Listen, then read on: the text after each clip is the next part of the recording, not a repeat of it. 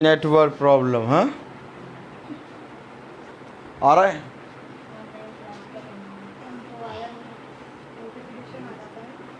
Praise the Lord, hallelujah.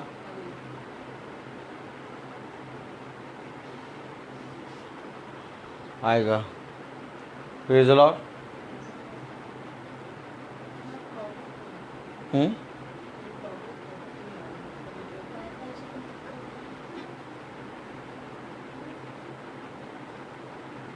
Praise the Lord. नहीं आ रहा।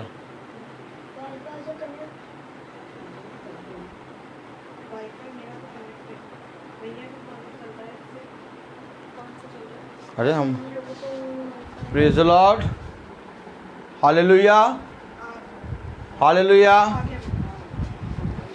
वॉइस सही आ रही है? Praise the Lord, hallelujah. आ रहा है। Praise the Lord, praise the Lord.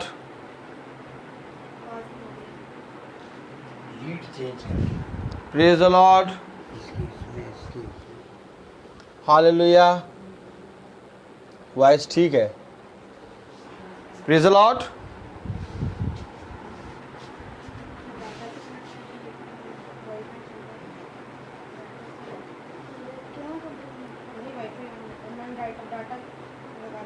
हाँ, प्रेज़ द लॉर्ड। अब ठीक है।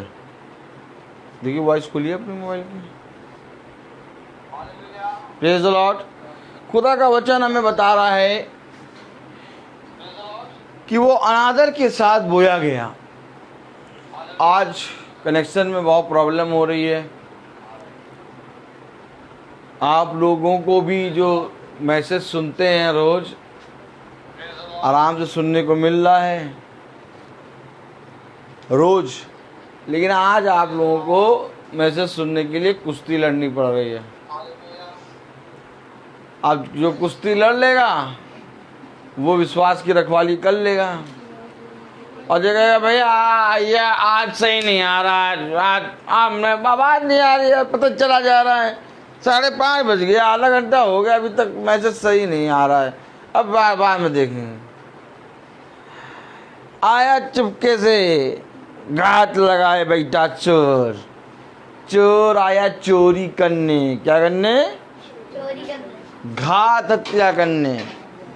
वो आया और आके क्या करता है, बस केवल जो मीटिंग का समय है इसी समय में तुमको इधर से उधर कर दे और जो कहेगा नहीं खराब हो रहा है, कोई बात नहीं, बैठे रहो, अभी ठीक होगा, कुछ होगा।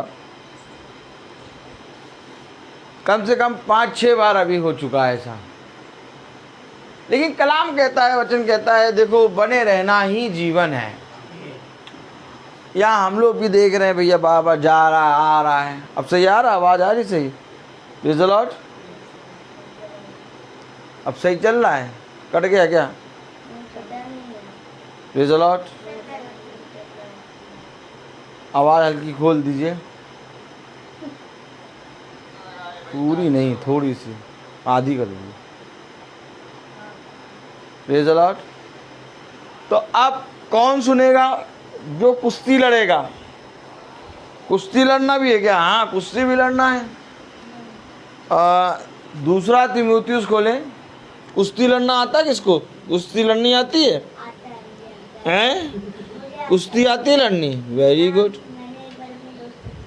बहुत बढ़िया, बहुत बढ़िया कुश्ती लड़ते हो तुम। हैं? Praise the Lord. दूसरा तीमुथियुस उसका 4था अध्याय और उसकी 7वीं आयत पढ़ें जरा, क्या लिखा है। अरे हम बूढ़े हो गए, अब कुश्ती तो छोड़ो, एक बार एक जीना उतर लेते फिर अब दोबारा चढ़ने का मन नहीं करता है। बस अब बैठे रहने दो, अब कहीं दो, चिल्लाने दो, अब हम नहीं आएंगे। जब नीचे से तो नहीं बता रहे थे, जब ऊपर आ गए तब बता रहे हैं। तो कुश्ती कौन लड़ेगा? देखो कुश्ती कौन लड़ेगा। दूसरा तीमुथियुस उसका 4था अध्याय और उसकी 7वीं आयत पढ़ें। मैं अच्छी कुश्ती लड़ चुका हूँ, ये कुश्ती लड़ चुका हूं। कौन कौन लड़ेगा कुश्ती? अरे हम नहीं लड़ेंगे कुश्ती, कुश्ती उस्ती नहीं लड़ेंगे हम। ना लड़ो कुश्ती, कुश्ती तो लड़नी पड़ेगी, ये बात समझ लो। क्योंकि वो सेनाओं का यहोवा है, और सेनाओं का यहोवा वो इसलिए है क्योंकि वो योद्धा है। और योद्धा कभी बूढ़ा और जवान और बच्चा नहीं होता, योद्धा हमेशा योद्धा रहता है। Praise the Lord. कलाम में क्या लिखा है? 2 तीमुथियुस उसका 4 अध्याय उसकी 7वीं आयत, मैंने एक अच्छी कुश्ती लड़ चुका हूँ। क्या लिखा है? पूरा सही से पढ़े। मैं अच्छी कुश्ती लड़ चुका हूँ। मैं अच्छी कुश्ती लड़ चुका हूँ। भैया भागे सब। आया बहुत जने ने अपने काम धंधे को छोड़ के भैया बैठ गए, नहीं यार वो कहते 5 बजे बैठ जाया करो, बैठ गए सुनने लगे। हल्का सा क्या हुआ, नेटवर्क प्रॉब्लम, पता चला ऑन तो हो गया लेकिन चल नहीं रहा है। 10 बज गया, 5:10 हो गया, 5:15 हो गया, फिर गड़बड़ हो गया, फिर गड़बड़ हो गया। अब सब कह रहे 5:30 हो गया, अब हम बाद में सुन लेंगे, अब अभी नहीं सुन पाएंगे। अच्छी कुश्ती लड़ी है, हालेलुया। और अगर मैं एक अच्छी कुश्ती लड़ चुका हूं और एक अच्छी कुश्ती मैंने लड़ी है, छोड़ दीजिए इसको, रख दीजिए। Praise the Lord. तो कलाम में क्या लिखा, पढ़े जरा। मैं अच्छी कुश्ती लड़ चुका हूँ, मैंने अपनी दौड़ पूरी कर ली है। क्यों दौड़ा है और क्यों कुश्ती लड़ा है? मैंने विश्वास की रखवाली की है। मैंने विश्वास की रखवाली की है। विश्वास की रखवाली के लिए इसने एक दौड़ दौड़ी है और इसने एक कुश्ती लड़ी है। अगर इसी विश्वास को लेके हम मीटिंग में बैठें तो आधा घंटा 5 से 5:30 हो जाएगा। मीटिंग में कुछ प्रॉब्लम हो रही है, कुछ कनेक्शन में प्रॉब्लम हो रही है, कुछ नेटवर्क में प्रॉब्लम हो रही, कोई आ ऊ कर रहा है, कोई ई कर रहा है, लेकिन मैं कुश्ती लड़ रहा हूँ। और कुश्ती है शैतान के साथ। हमें बैठे रहना है, हमें खुदावन आज का मन्ना देगा, और मन्ना देने के लिए मैं खाने के लिए मैं बैठा हूँ। देखिए एक बच्चा आके बैठ जाता है, उसको नहीं मालूम कि राशन कहाँ से आएगा, उसको नहीं मालूम चीनी कहाँ से आएगी, उसको नहीं मालूम कि चीनी का रेट क्या है, उसको नहीं मालूम कि बैगन कितने रुपए किलो मिला है, उसको नहीं मालूम कि टमाटर अच्छे वाले कितने रुपए किलो हैं और गंदे वाले टमाटर कितने रुपए। वो चुपचाप आगे अपने स्थान पे बैठता है और उसको एक प्लेट सजी सजाई मिलती है और उसमें खाना होता है। तो अगर हमारे संसार का पिता, हमारी संसार की माँ जो बुरे हो के हमें अच्छी प्लेट खाना देते हैं, तो हमारा स्वर्गीय पिता हमें एक उत्तम भोजन क्यों नहीं दे? बस बात तो ये है कि हमें बैठना होगा और कुश्ती लड़ने के लिए हमें अपने आप को तैयार करना होगा। मैं एक अच्छी कुश्ती लड़ चुका हूँ और मैंने विश्वास की रखवाली की है। जरा 7वीं आयत पूरी पढ़ें। काम कह रहा है कि तीमुथियुस कह रहा है मैंने कर लिया, मैंने कर लिया। यार अर्थात तीमुथियुस ने अपनी कुश्ती, अपनी दौड़, अपनी विश्वास के लिए एक चित होकर वो इस पृथ्वी पर लगा रहा और उसने उस विश्वास की रखवाली की। आमीन। अब मैं पूछता हूँ कि क्या आपने और हमने इस विश्वास की रखवाली की? क्योंकि अभी हमने कुलूसियों की पत्री उसका 3 अध्याय और उसकी 10वीं आयत में पढ़ा कि और एक नए मनुष्य तत्व में हम बढ़ते जाएं, खुदावन के मनुष्य तत्व में, उसके नए ज्ञान में हम बढ़ते। जब हम विश्वास की एक कुश्ती लड़ने के लिए तैयार रहेंगे, जब हम अपनी दौड़ को पूरी करने के लिए पूरी रीति से दौड़ेंगे, तब मेरे प्यारे भाई बहनों हम खुदा के कहे गए वचन के अनुसार बढ़ते चले जाएंगे। और जब हम खुदा के कहे गए वचन के अनुसार बढ़ते चले जाएंगे तो मेरे प्यारे भाई बहनों हम अपने विश्वास की रखवाली करेंगे। और जब हम विश्वास की रखवाली करेंगे तब पिता की ओर से हमें एक फल मिलेगा। और यही रखवाली एक को और करनी थी और वो नहीं कर पाया। उत्पत्ति उसका 2 अध्याय, हालेलुया, प्रेज़ द लॉर्ड।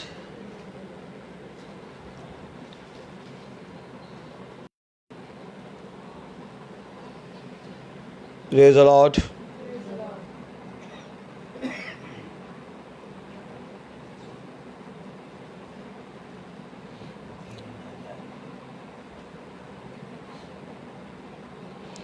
15वीं आयत पढ़ें, 2:15। काम करे और उसकी रक्षा करे। उसकी रक्षा करे। तिमुथियुस कह रहा मैंने अच्छी रखवाली की है और मैंने अच्छी कुश्ती लड़ी है और मैंने अपनी दौड़ पूरी की है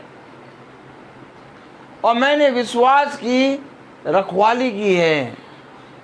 लेकिन यहाँ पर खुदा ने आदम को अदन की वाटिका में रखा कि वो अदन की वाटिका की क्या करे? रक्षा करे। क्या अदन की वाटिका में आदम अदन की वाटिका की रक्षा कर पाया? नहीं कर पाया। और यही कारण था कि एक मृत्यु आ गई। और इसी रीति से अगर आज हम अपने जीवन में एक अच्छी कुश्ती नहीं लड़ेंगे, अगर आज हम खुदा के वचन में नए मनुष्य तत्व में बढ़ते नहीं जाएंगे, कुलुसियों 10 और उसका 3:10 पढ़ें जरा, क्या कह रहा है? हालेलुया। कुलुसियों 3:10 में क्या लिखा है? और नए मनुष्य तत्व को पहन लिया है, हाँ, जो अपने सृजनहार के स्वरूप के अनुसार प्राप्त करने के लिए नया बनता जाता है। मैंने एक नए मनुष्य तत्व को पहन लिया है जो हमारे सृजनहार की करेंगे जब हम परिश्रम करेंगे, जब हम दौड़ेंगे और जब हम मन लगाएंगे। आज अगर हम मन नहीं लगाएंगे, आज अगर हम परिश्रम नहीं करेंगे, आज हम अगर खुदा के वचन पे कान नहीं लगाएंगे, तो हम एक उस वृक्षों की तरह, एक उस खेत के समान हो जाएंगे जिसमें जंगली बीज उगाते हैं। और जब जंगली बीज उगाते हैं तो उसमें आग लगा, क्या करना होगा? हमें कान लगाना होगा। Praise the Lord. क्योंकि उसके नए मनुष्य तत्व में हम बदलते जा रहे हैं। आमीन। कौन कौन नए मनुष्य तत्व में बदलना चाहता है? अगर बदलना चाहते हैं हाथ उठाएं। अगर उसके नए मनुष्य तत्व में आप बदलना चाहते हैं, उसके ज्ञान में बढ़ना चाहते हैं, तो आपको अपने विश्वास की रखवाली करनी होगी।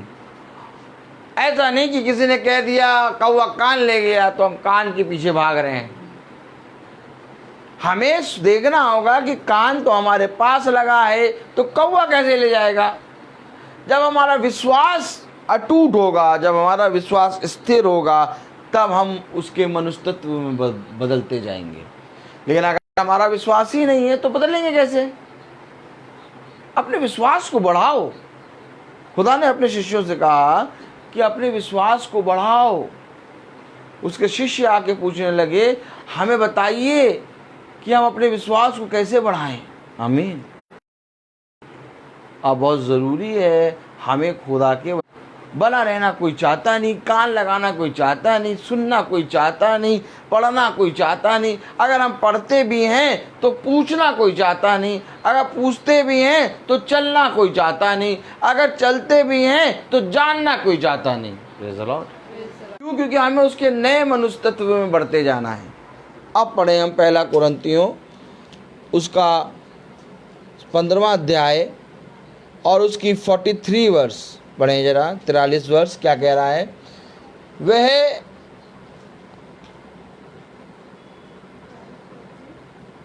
15:43 पढ़ें। वह अनादर के साथ बोया जाता है और तेज के साथ जी उठता है, निर्बलता के साथ बोया जाता है और सामर्थ के साथ जी उठता है। मेरा सामर्थ तुम पर प्रबल होगा। Praise the Lord. ना बल से और ना शक्ति से, पर मेरा आत्मा के द्वारा ये पहाड़ टल जाएगा। तो सामर्थ क्या है? खुदा का आत्मा। खुदा का आत्मा सामर्थ के रूप में खुदा के अभिषिक्तों के अंदर आता है और वो सामर्थ से भर जाते हैं। जब लहू बहने वाली स्त्री चंगी हुई तो खुदा ने कहा मेरे अंदर से सामर्थ निकला है। आमीन। यहाँ पर खुदा का कलाम हमें बता रहा है कि देखो कलाम में क्या लिखा? वह अनादर के साथ बोया जाता है और तेज के साथ जी उठता है, निर्बलता के साथ बोया जाता है और सामर्थ के साथ जी उठता है। सामर्थ आएगा आपके अंदर। जी उठने के लिए एक सामर्थ चाहिए, यानी मीटिंग को सुनने के लिए एक सामर्थ चाहिए क्या? यस। हर कोई मीटिंग नहीं सुन पाएगा और हर कोई उसके साथ चल भी नहीं पाएगा। चलने की कोशिश सब करेंगे, सुनने की कोशिश सब करेंगे, चंगे होने की कोशिश सब करेंगे, अपने घर में शांति लाने के लिए कोशिश सब करेंगे, लेकिन इसके लिए हम निर्बल हैं। क्यों निर्बल हैं? क्योंकि ना बल से और ना शक्ति से, पर प्रभु की आत्मा के द्वारा ये कार्य होगा। अर्थात जो कार्य, और ये सामर्थ क्या है? विश्वास। ये सामर्थ क्या है? धीरज। ये सामर्थ क्या है? खुदा का आत्मा, जिसके द्वारा हम इस मीटिंग को प्रतिदिन सुनने के लिए तैयार रहेंगे। आमीन। मेरे प्यारे भाई बहनों, कलाम में लिखा, निर्बलता के साथ बोया जाता है और सामर्थ के साथ जी उठता है। स्वाभाविक देह बोई जाती है और आत्मिक देह जी उठती है। जबकि स्वाभाविक देह है तो आत्मिक देह भी है। आमीन। एक स्वाभाविक देह है और एक आत्मिक देह है। स्वाभाविक देह मरती है और आत्मिक देह जीवित होती है। देखिए कलाम में क्या लिखा है? स्वाभाविक देह बोई जाती है और आत्मिक देह जी उठती है। बीज बोया जाता है और जब बीज मरता है तब उसमें से फल उत्पन्न होता है। अर्थात स्वाभाविक देह गाड़ी जाएगी और आत्मिक देह जी उठेगी। और ये बात ऐसा नहीं है कि जब हमारा मृत्यु का समय होगा तब हो, ये बात हमें अभी करनी है। एक होती है बॉडी जब कुछ नहीं बोलती, जब कुछ देखती नहीं, जो कुछ सुनती नहीं, हुए और अच्छाई के लिए जीवित। आमीन। कोई हमारे साथ बुरा कर रहा है तो उसके लिए मरे हुए, करने दो उसको। अपनी स्वाभाविक देह को गाड़ो। देखो, कोई दूसरा आदमी नहीं गाड़ेगा, तुम्हें स्वयं गाड़ना होगा। क्योंकि जब तक तुम स्वाभाविक देह को नहीं गाड़ोगे तब तक तेज के साथ जी नहीं उठोगे। ये बहुत जरूरी है। उसके नए मनुष्य तत्व में नया बनते जाना। उसके देह के लिए बातें करते हैं।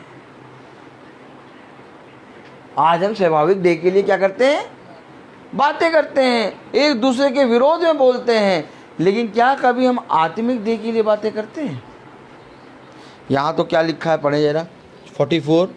स्वाभाविक देह बोई जाती है और आत्मिक देह जी उठती है। नहीं नहीं नहीं नहीं, स्वाभाविक देह ना बो भैया। स्वाभाविक देह देखो कितनी अच्छी है, इसको बो दे रहे हो, आत्मिक देह जी उठ रही है। Praise the Lord. कौन चाहता है कि ये स्वाभाविक देह बो ही जाए? कोई नहीं चाहता। सब कहते हैं भैया नहीं भैया स्वाभाविक देह भैया हष्ट पुष्ट है, भैया दुआ कर दो भैया चंगे हो जाए। स्वाभाविक देह बो ही जाएगी और आत्मिक देह जीवित हो जाएगी। जीते जी हमें ये काम करना है। खुदा ने कहा धन्य है वे जो आत्मा के अनुसार चलते हैं। हाय उन पर जो शरीर के अनुसार चलते हैं, क्योंकि जो शरीर के अनुसार चलेगा वो नष्ट होगा, वो शरीर के द्वारा शरीर की कटनी काटेगा। परंतु जो आत्मा के अनुसार चलेगा वो आत्मा के अनुसार आत्मा की कटनी काटेगा। आमीन। तो स्वाभाविक देह को बोने के लिए, स्वाभाविक देह को गाड़ने के लिए हमें क्या करना होगा? Praise the Lord. स्वाभाविक देह को गाड़ने के लिए हमें खुदा के नए मनुष्य तत्व में बढ़ते जाना है। और नए मनुष्य तत्व में बढ़ने के लिए हमें क्या करना होगा? एक अच्छी कुश्ती लड़नी होगी, एक अच्छी कुश्ती, एक अच्छी दौड़ दौड़नी होगी, अपने विश्वास की रखवाली करनी होगी। आमीन। लेकिन ये हम कब करेंगे? जब हम खुदा की ओर एकदम पूरी रीति से एक मन होकर बढ़ेंगे। गाड़ी जाए, ये अवश्य है कि स्वाभाविक देह बोई जाए। क्यों? क्योंकि जब तक ये स्वाभाविक देह नहीं बोई जाएगी, जब तक ये स्वाभाविक देह गाड़ी नहीं जाएगी, तब तक आत्मिक देह नहीं जीवित होगी। दो चीज़ें होती हैं, या तो तुम शरीर की इच्छा पूरी कर लो या तो तुम प्रभु की इच्छा पूरी कर लो। देखिए आज शरीर की इच्छा हम कैसे पूरी करते हैं। अभी जाड़ा आ जाएगा, गर्म पानी करो। अभी गर्मी आ गई, एसी। अब बातें पता क्या है, तुम तो एसी में रहते हो, हम तो देखो पंखे में रहते हैं। हमारे यहाँ तो एसी वेसी नहीं लगा, लेकिन बिल हम ही दे रहे हैं। बातें इस तरह की होंगी कि स्वाभाविक देह पूरी रीति से आत्मिक देह को मारेगी। जबकि कलाम में क्या लिखा, 44 वर्ष उदय होगा तब मेरे प्यारे भाई बहनों, प्रेज़ द लॉर्ड, जब खुदा का तेज उदय होगा तब मेरे प्यारे भाई बहनों हम आत्मा में बढ़ेंगे। Praise the Lord. खुदावन अपने वचन से हमें बताता है, खुदावन अपनी आत्मा से हमें बताता है। Praise the Lord. जीवनदायक, आदम बना जीवित प्राणी और अंतिम पुरुष अर्थात दूसरा आदम बना जीवनदायक। और ये जीवन कैसे आ गया? आज हम सब जीवित हैं, कह रहा है, बहुत ध्यान से पढ़ें। जग के साथ बोया गया आदम और हव्वा, आमीन। आदम और हव्वा, प्रेज़ द लॉर्ड। हम आदम की संतान नहीं, हम दुष्ट की संतान, जैसे मैंने कल बताया। लेकिन आदम ने भी पाप में सहभागी होके, आदम ने आत्मिक नहीं था पहले। आत्मिक कैसा था पहले? स्वाभाविक। उसके बाद आत्मिक बना। पहले आत्मिक क्यों नहीं था? पहले आत्मिक नहीं था, पहले स्वाभाविक था। स्वाभाविक के बाद आत्मिक बना। पहले आत्मिक क्यों नहीं बना? फिर पढ़ें, प्रेज़ द लॉर्ड, हालेलुया।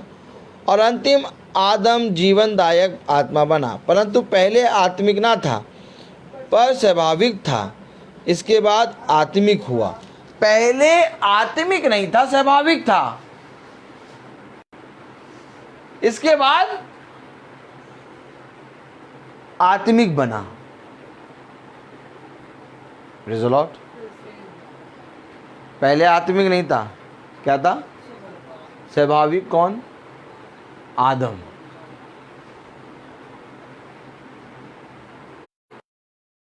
बोएंगे तो आत्मिक देह फलवंत हो जाएगी। पहले आत्मिक नहीं है, पहले स्वाभाविक है, और स्वाभाविक के बाद आत्मिक है। आमीन। यही एक कारण है भी वो स्वाभाविक है और उसको बनना है आत्मिक। और आत्मिक बनने के लिए उसको स्वाभाविक देह को गाड़ना होगा, बोलना होगा। आज भी अगर हम वचन को सुनते हैं, अगर हम वचन को पढ़ते हैं, हम वचन में पढ़ते हैं, बहुत उत्तम आयतें पढ़ते हैं। क्या पढ़ते हैं हम वचन में? Praise the Lord. आइए एक मिनट देखें। हालेलुया। हाँ, 3 अध्याय और उसकी 13वीं आयत पढ़ें। 3 कुलूसियों 3:13। क्या पढ़ते हैं हम? देखिए क्या पढ़ते हैं, क्योंकि वो बता रहा है। पहले समझिए, पहले आत्मिक नहीं था, पहले स्वाभाविक था और फिर उसके बाद आत्मिक बना।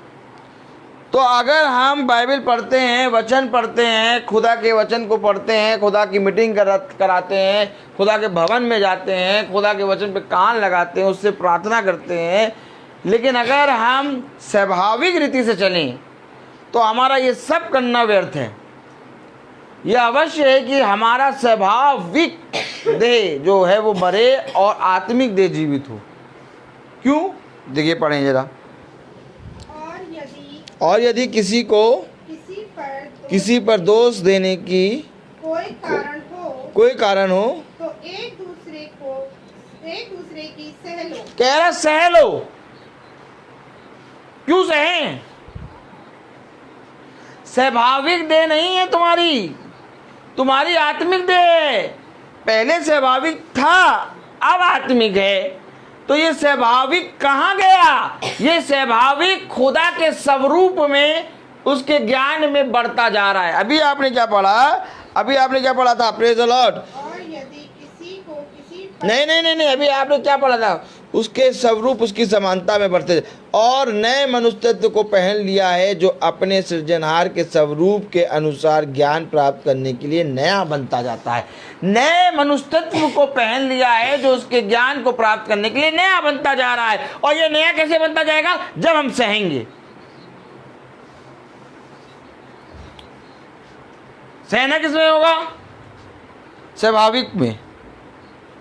आत्मा आएगा और तुम्हें सामर्थ देगा। पौलुस के कांटा चुभा। पौलुस कह रहा, हो सके तो ये कांटा मेरे पास से निकल जाए। खुदा ने कहा, मेरा अनुग्रह तेरे लिए बहुत है, अर्थात मेरा सामर्थ तेरे लिए बहुत है, मेरा ग्रेस तेरे लिए बहुत है। अब पौलुस कह रहा, ये कांटा चुभा रहने दे। इस कांटे के चुभे रहने के कारण मैं बलवंत होता हूं। अब क्यों कैसे बलवंत हो रहा? क्योंकि अब स्वाभाविक देह मर रही है और उसके स्वरूप, उसकी समानता में हम बढ़ रहे हैं।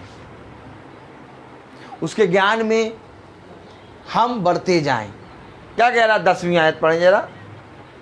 और नए मनुष्यत्व को पहन लिया है। अब नए मनुष्यत्व को पहन लें, जो अपने सृजनहार के। अब सोचिए, इधर देखिए। अब नए मनुष्यत्व को पहन लें, जो उसके हमारे सृजनहार के अनुसार उसके ज्ञान में प्राप्त करने के लिए नया बनता जाता है। अब नए मनुष्यत्व को हम पहन लें, जो उसके ज्ञान को प्राप्त करने के लिए हमें नया बनाता है। और बातें हम कहें, भैया हम नहीं सहेंगे, हम ही सहते रहते हैं। अगर एक दूसरे पे दोष लगाने की बारी आ रही है, सह लो। नहीं, हम नहीं सहेंगे, हम बहुत सह रहे हैं, बहुत सह लिया हमने, अब तक तो सह लिया, अब तक हम ही तो सहते आए हैं। कह रहा, नए मनुष्य तत्व को तुमने पहन लिया है और अब तुम नए बनते जा रहे हो मेरे ज्ञान में। अब स्वाभाविक देह तुम्हारी मर रही है और आत्मिक देह तुम्हारी जीवित हो रही है। नहीं, हमको आत्मिक वगैरह नहीं चाहिए, हमको ये सब बातें ना बताओ भैया।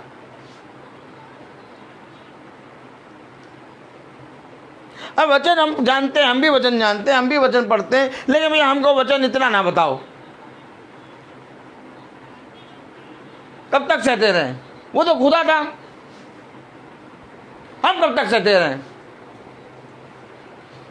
क्या कह रहा है वो? पढ़िए 13वीं आयत। और यदि किसी को किसी पर दोष देने का कोई कारण हो तो अगर कारण मिल जाए दोष देने का, तो क्या करो?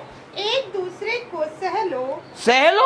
अरे दोष देने का कारण मिल जाए तो हमारे पेट में दर्द होने लगेगा। ये देखो कहाँ कहाँ दर्द होगा, यहाँ यहाँ यहाँ यहाँ, सबसे ज्यादा दर्द यहाँ होगा।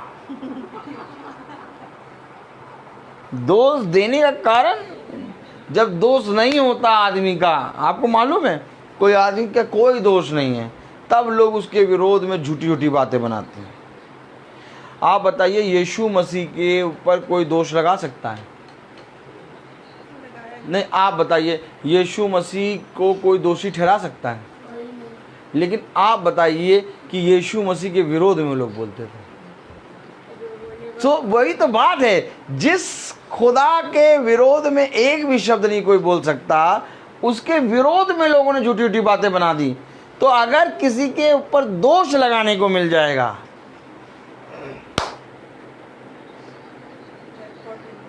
तब तो वारे न्यारे। थोड़ी देर के लिए अर्चना बहन बाइबल बंद कर दो बस। अब बर्दाश्त नहीं हो रहा। हम बाद में मानते हैं यीशु मसीह को मानते हैं, लेकिन ये बात तो कहनी पड़ेगी। आत्मिक सृजनहार के स्वरूप में, उसके ज्ञान में हम नए होते जाएं। यीशु मसीह के विरोध में यीशु मसीह को कोई भी मनुष्य दोषी नहीं कह ठहरा सकता। एक भी दोष उसके अंदर नहीं था। इसलिए उसके बारे में यूहन्ना बपतिस्मा देने वाले ने कहा यह निष्कलंक है। आमीन। जो निष्कलंक है, दुनिया ने उसके विरोध में कहे के बातें उसको क्रूस पे लटका दिया। इतने विरोध में बात करी उसके कि वो उसको क्रूसित कर दिया। तो आज वही दुनिया है। और अगर कोई जना दोषी ठहर गया तो उसके साथ क्या होगा?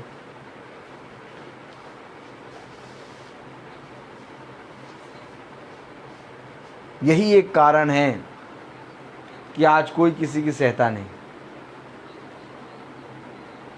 ना सास बहू की सहती और ना बहू सास की सहती।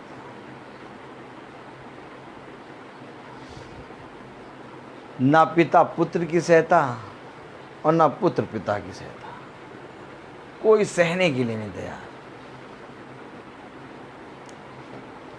सबके बटुए जो हैं, बटुए, क्या बटुए बोलो, सबके बटुए मोटे हो गए। ये देखो, ये देखो, ये नहीं नहीं नहीं नहीं नहीं, पैसा की बात नहीं, बटुए मोटे हो गए।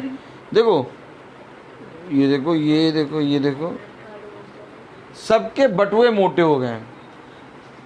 देखो तुम लोग भी देखो, नहीं देख पा रहे हो, ये देखो, ये देखो, बटुए सबके मोटे हो गए। अब जब बटुए मोटे हो जाते हैं तो सहना बंद। सहता कौन है? गरीब। लात मार दो, गाली दे दो, रिक्शे वाले को गाली दे दो, रिक्शे वाले को मार दो, कुछ नहीं। कार वाले ने आप ही को ठोक दिया, लेकिन कार वाले को कुछ नहीं कहोगे।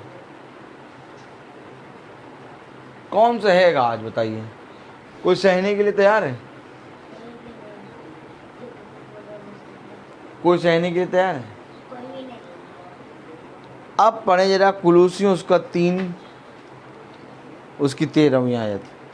और यदि किसी को किसी पर दोष देने का कोई कारण हो तो एक दूसरे की सह लो। एक दूसरे की सह लो। अगर दोष देने का कारण हो तो एक दूसरे की सह लो आके।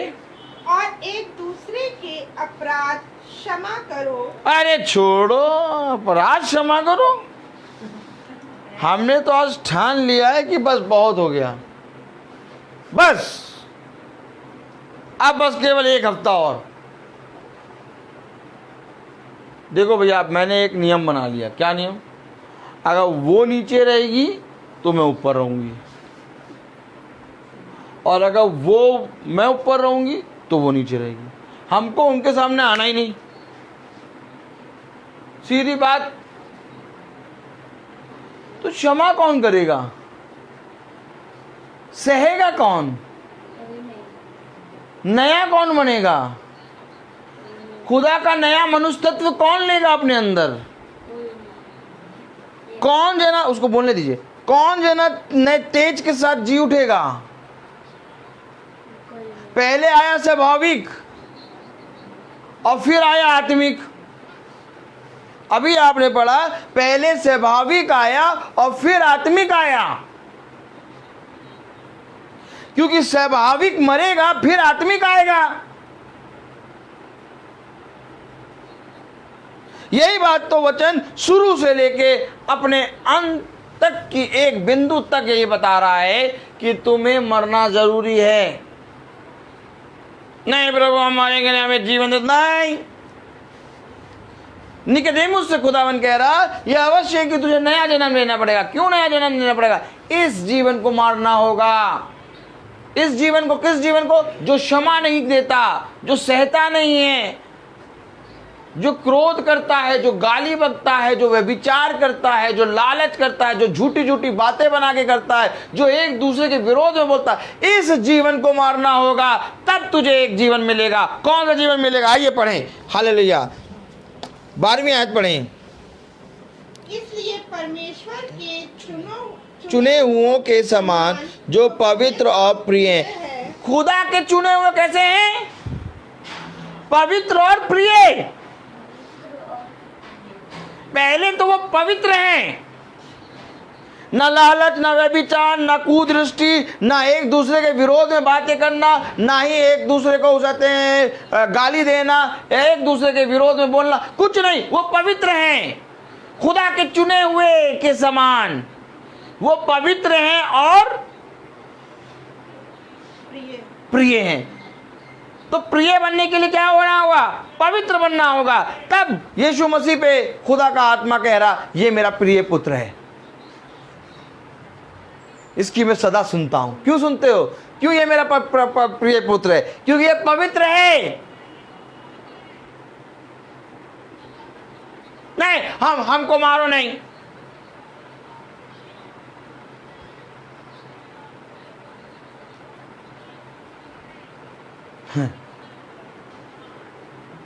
कैसा वचन है? नहीं, सच्चाई बोल रहा है।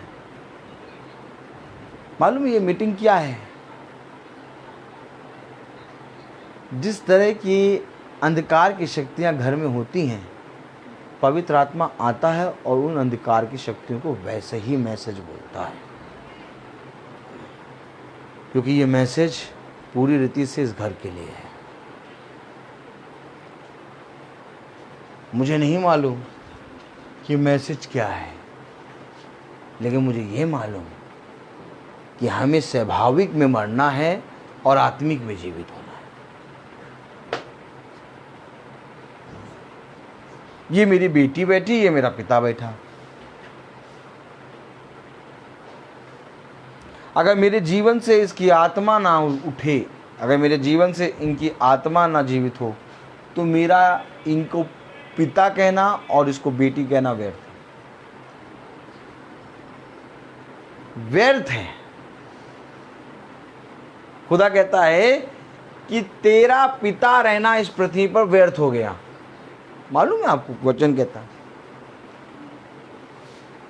कहां कहता? दिखाएं, कौन कौन देखना चाहेगा? पता है वचन क्या कहता है? याजक की तरफ देखिए। खुदा का कलाम कहता, तेरा पिता रहना यहां पर व्यर्थ हो गया। क्यों? आइए देखें कहां कहां खुदा ले जा रहा है। Praise the Lord, hallelujah.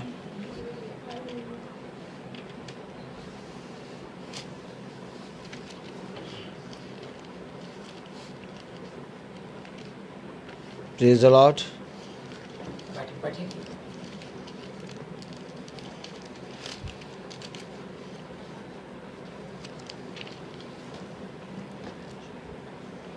Hallelujah.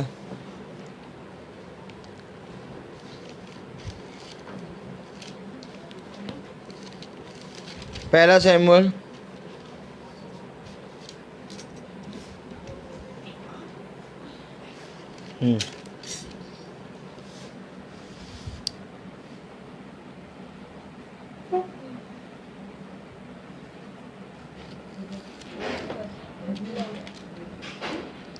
पहला शमूएल खोलिए।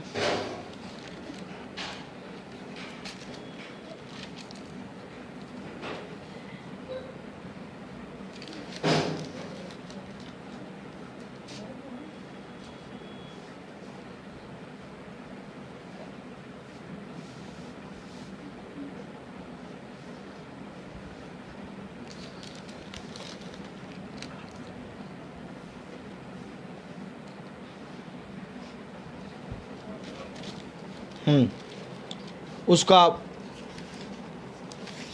दूसरा अध्याय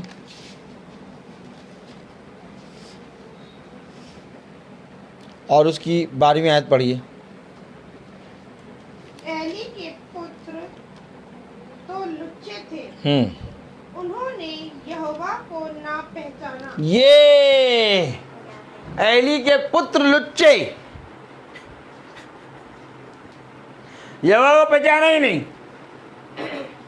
मालूम है एली से खुदा क्या कह रहा? ए एली, क्या कह रहा? ए एली, तूने अपने दोनों पुत्रों को मेरे वचन की शिक्षा क्यों नहीं दी? याजक है एली और भविष्यवक्ता भी है एली और खुदा की वाणी को भी सुना है, अर्थात सैमुअल का याजक है एली। इतने बड़ी पदवी में बैठा है इजराइल का याजक।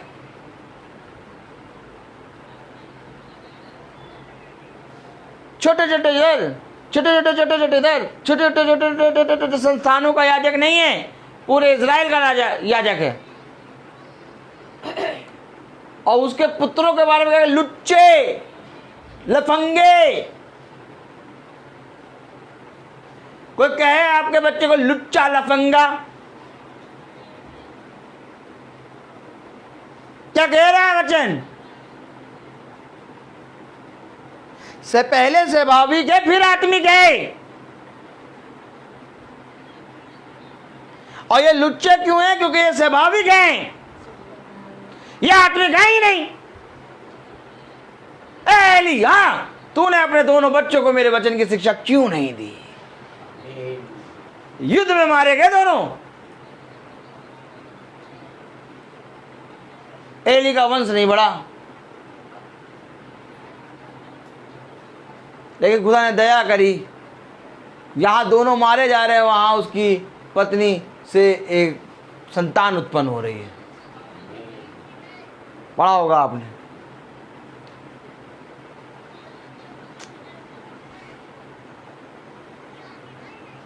क्या वचन है खुदा का। फिर पढ़िए जरा, पहला सैमुएल उसका दूसरा अध्याय उसकी 12वीं आयत। एली के पुत्र तो लुच्चे थे, उन्होंने यहोवा को न पहचाना, याजकों की रीति। बस 14वीं आयत पढ़ें। इस कारण उसे कढ़ाई, नहीं 14वीं 3:14। एली के दोनों पुत्र लुच्चे, उन्होंने खुदा को नहीं पहचाना। अब इस कारण क्या हुआ, देखिए पढ़ें। इस कारण मैंने एली के घराने के विषय यह शपथ खाई कि एली के घराने के अधर्म का प्रायश्चित ना तो मेल बलि से कभी होगा और ना अन्न बलि से। प्रायश्चित ही नहीं होगा, ना मेल बलि ना अन्न बलि।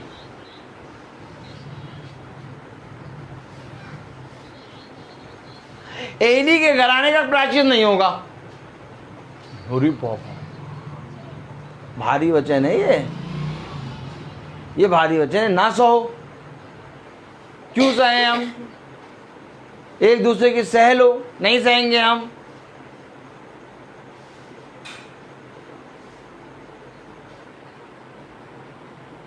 ये छोटे छोटे बच्चे सब देख रहे हैं, सारी चीजें सीख रहे हैं।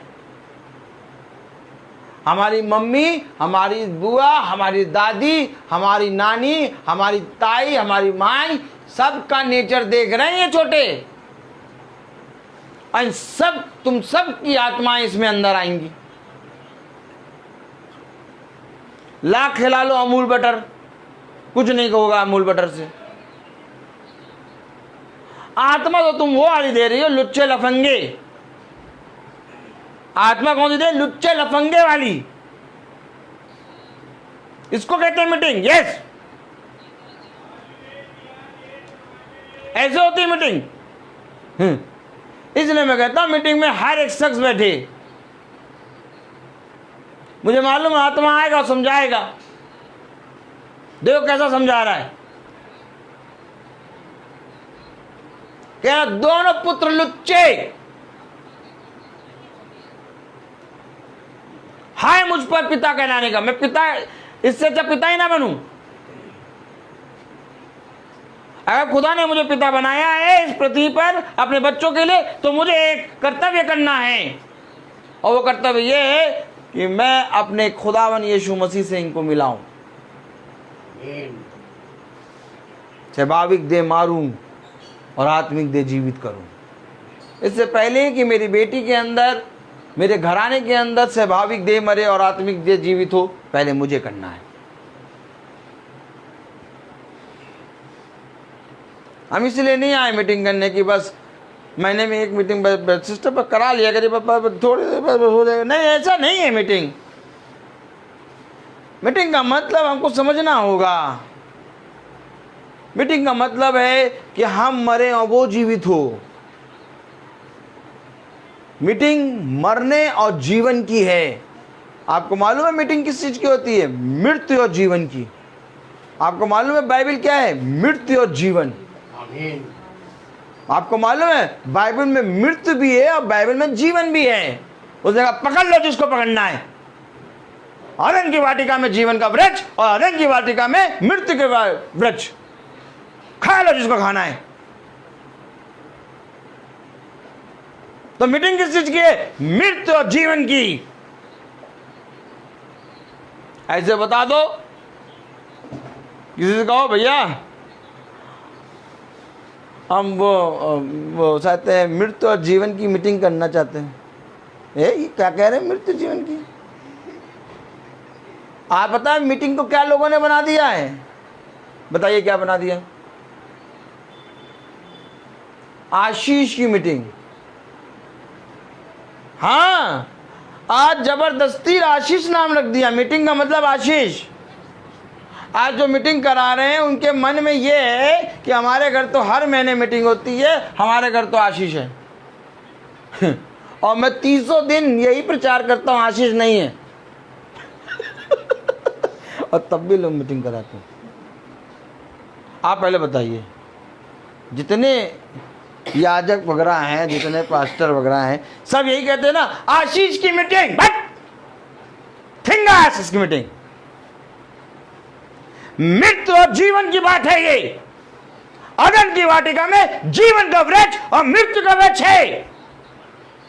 और खुदा मीटिंग लेने आ रहा है आदम और हव्वा की। और क्या मीटिंग लेके बता रहा है? देख इस वृक्ष के फल को ना खाना। मीटिंग में क्या प्रचार कर रहा है? देखो बच्चे को मालूम है मीटिंग में क्या प्रचार कर रहा है। और आज मीटिंग में ये प्रचार हो रहा है? नहीं हो रहा है? नहीं हो रहा। खाओ पियो ऐश करो, ले डंडा तेल लगा मारना शुरू करें। इतना कड़ा प्रचार होता है मीटिंग में हमारे। हम तो खुद से सुनते हैं, हम खुद कहते हैं ये क्या बोल रहे हैं, लेकिन वे सब तब भी पता क्या कहते हैं? मीटिंग करने जरूर आइएगा। आप रोज मीटिंग सुनिए, देखिए, आपको समझ में आएगा कि सच में प्रचार क्या चल रहा है। क्योंकि जीवन और मृत्यु की बात है, कोई आशीष नहीं है। बेवकूफ बनाते हैं आशीष आशीष के नाम से। अपने आप ही जब जीवन को जानोगे तो आशीष आएगी। जीवन को जानोगे नहीं तो आशीष नहीं आएगी। मीटिंग कराने से, बाइबल पढ़ने से या तो प्रार्थना करने से आशीष नहीं आती। आप फिर बता रहा हूं मैं, कोई एक जने को लाके खड़ा कर दो और वो कह दे कि मीटिंग कराने से, बाइबल पढ़ने से और प्रार्थना करने से आशीष आती है। मैं कहता हूं ना बाइबल पढ़ने से, ना मीटिंग कराने से और ना प्रार्थना करने से आशीष आती है। आशीष आती है वचन को ग्रहण करने से। आमीन। उसने कहा जो कोई मेरे भेजे गए अभिषिक्त को ग्रहण करेगा वो मुझे ग्रहण करेगा। तुम मेरे वचन को तो ग्रहण नहीं करते, लेकिन होठों से प्रभु प्रभु करते हो। तुम व्यर्थ ही प्रार्थना करते हो, व्यर्थ है तुम्हारा प्रार्थना करना। क्या एली याजक क्या वचन नहीं जानता था? एली याजक ने खुदा की बात से सुनी थी। एली ने सैमुएल को शिक्षा दी थी। एली ने पूरी रीति से इजराइल का याजक बन के चल रहा था। लेकिन क्या कारण हो गया था कि एली के पुत्र लुच्चे? बताओ उसका आंसर। कह रहा एली के तो दोनों पुत्र लुच्चे, क्योंकि वे दोनों ने खुदा के वचन को ग्रहण नहीं किया।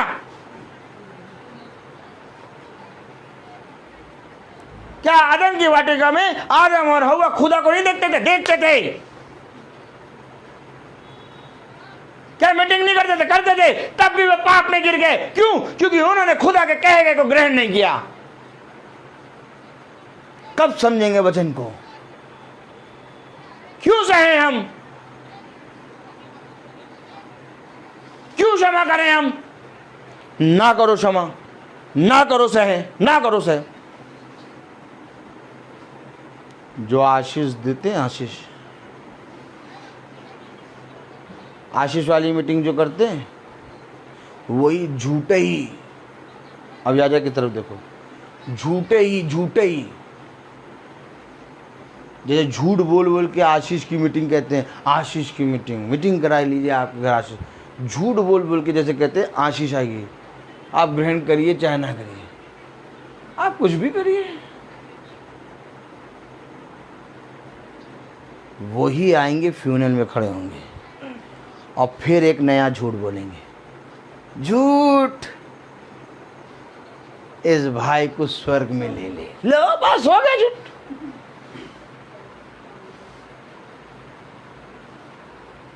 झूठ हो गया, वही डिट्टो झूठ बोलेंगे एकदम।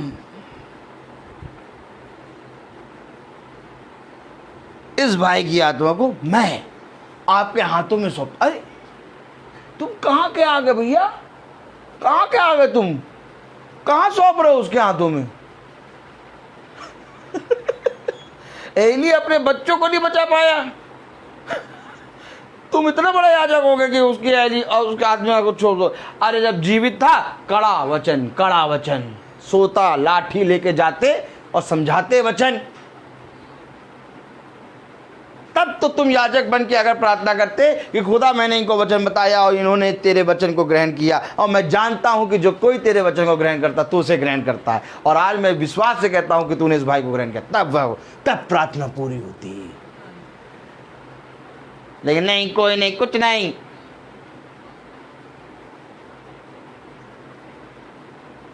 वचन दोधारी तलवार। मीटिंग है किसकी? दोधारी तलवार से। और तलवार तो चलती है फिर साटा साट। देखो, हमारे घर में शांति की मीटिंग कर दीजिए। पास्टर साहब, हमारे घर में बहुत अशांति आ रही है। बहन, हमारे घर में बहुत अशांति है। पास्टर साहब से कहिए ना कि आके प्रार्थना कर दे, थोड़ी शांति आ जाए।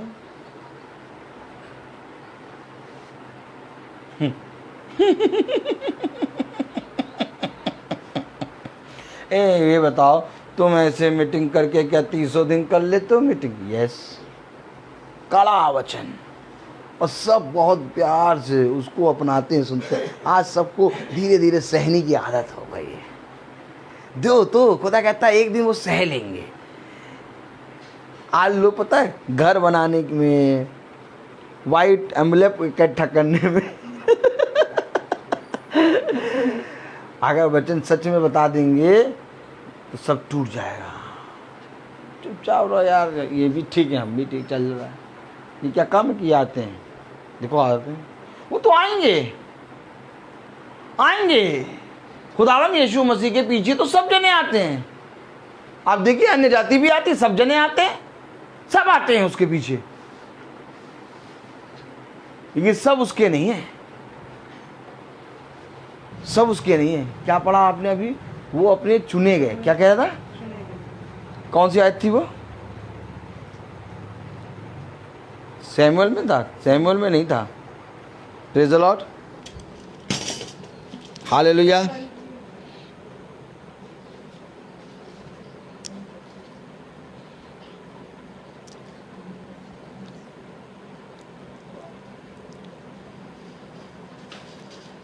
कौन सा था? कुलूसियों। हाँ, कुलूसियों, हाँ पढ़े।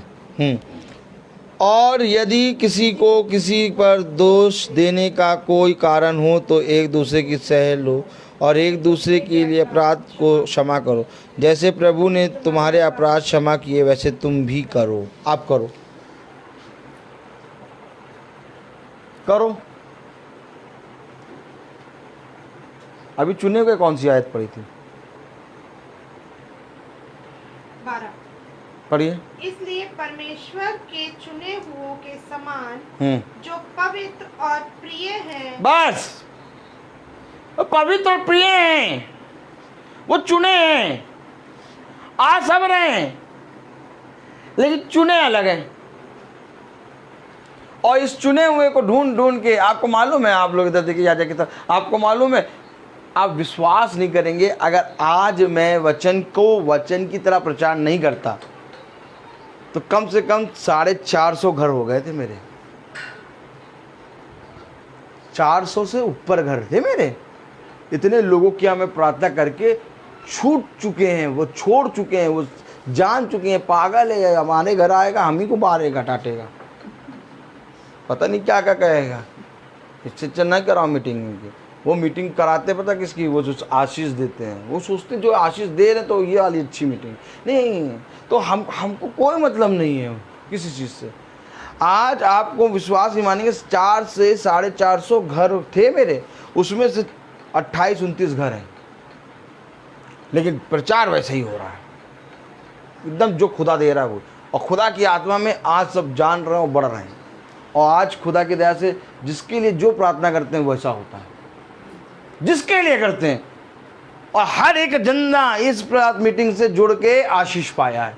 कोई ऐसा नहीं है जो आके खड़ा हो जाए कहे भैया हमने मीटिंग जोड़ी, सुना भी, प्रार्थना भी, कुछ नहीं मिला। कहेंगे सब रो रो के कहेंगे बहुत मिला, क्योंकि इस मीटिंग में मेरा कुछ नहीं है सब खुदा का। इसलिए एकदम सेत में दे देता हूँ, मैं कहता हूँ लो ये प्रचार है, करो, अपनाओ।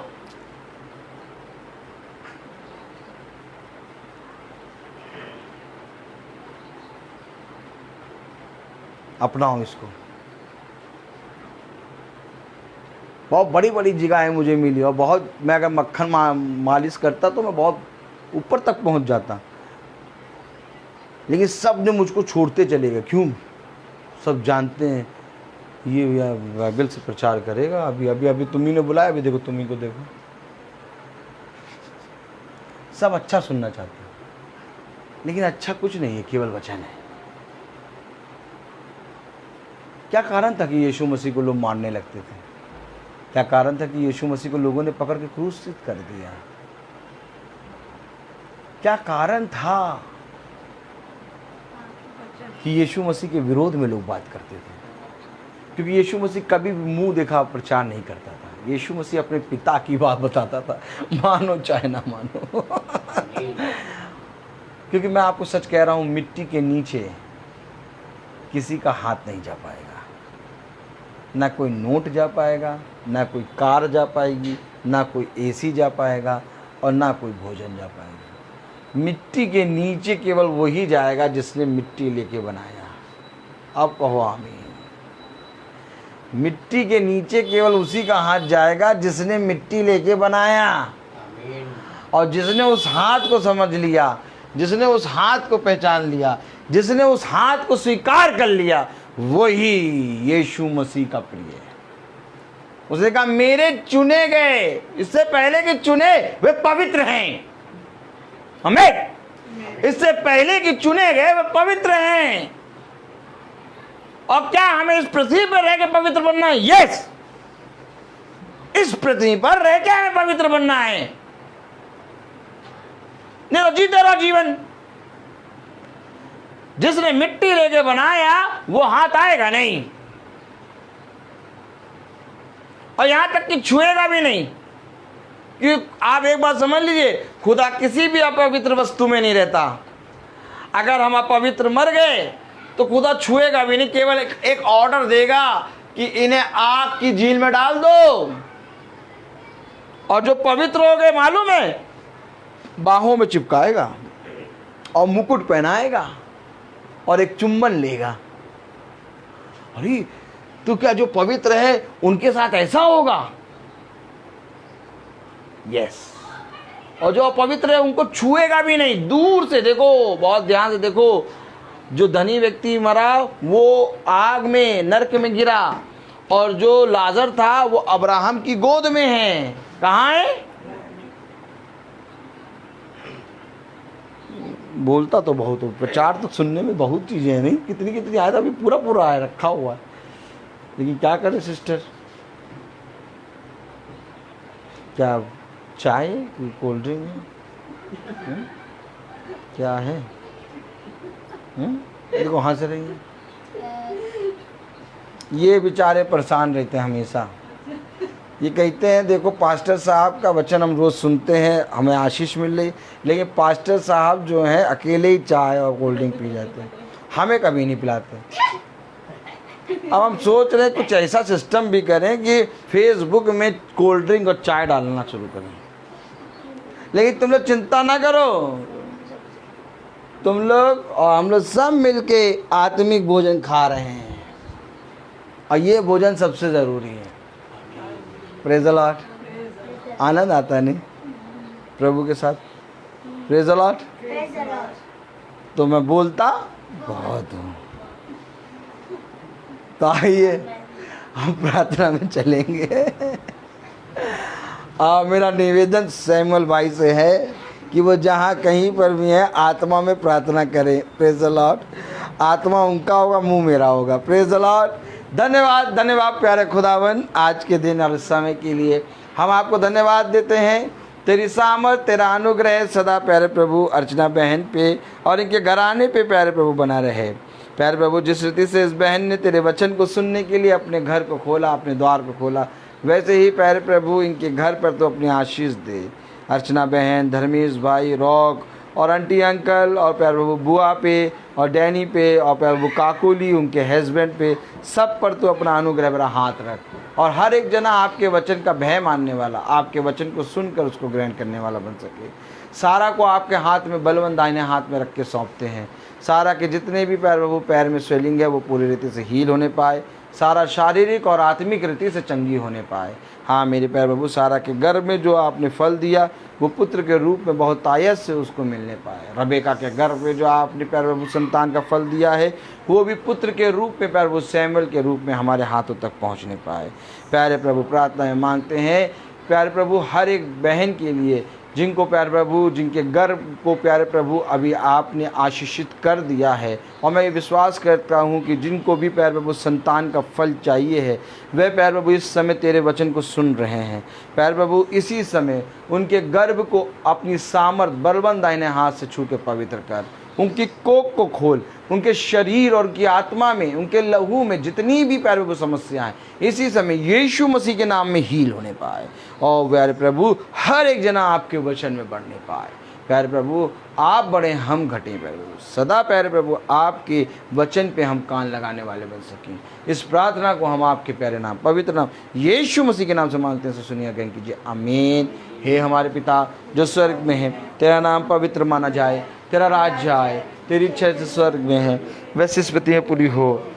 हमारा प्रतिदिन का आहार हमें दीजिए और हमारे अपराध भी क्षमा करिए जैसे हम भी अपराधियों को क्षमा करते हैं, और हमें परीक्षा में नहीं डाल परंतु बुराई से बचाए। अब हमारे खुदावन यीशु मसीह का फजल, खुदा बाप की मोहब्बत, पाक रूह की रिफाकत और सराकत हम में से हर एक विश्वासी जन के साथ अब से लेकर अनंत काल तक होती रहे। आमीन। धन्यवाद, धन्यवाद, धन्यवाद, सारी आशीषों के सोते धन्यवाद, धन्यवाद,